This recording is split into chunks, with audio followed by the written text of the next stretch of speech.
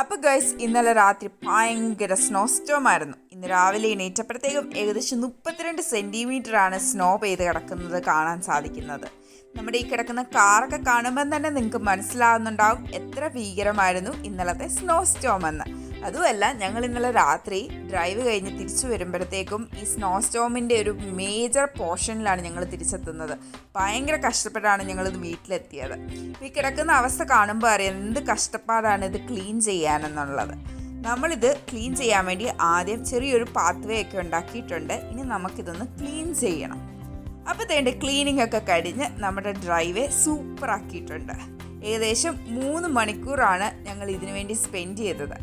ഈ കൊല്ലം ആദ്യമായിട്ടാണ് ഇത്രയും വലിയൊരു സ്റ്റോം ഉണ്ടാകുന്നത്. നേരത്തെയൊക്കെ ഒരു 20 സെൻറ്റിമീറ്ററൊക്കെ വരെ വന്നിട്ടുണ്ട്. ഇത് ഇച്ചിരി കൂടുതലായിട്ടാണ് എനിക്ക് തോന്നുന്നത്. അതും ഈ മാർച്ചിൽ ആദ്യമായിട്ടാണ് ഇത്രയും വലിയ സ്റ്റോം ഉണ്ടായേക്കുന്നത്.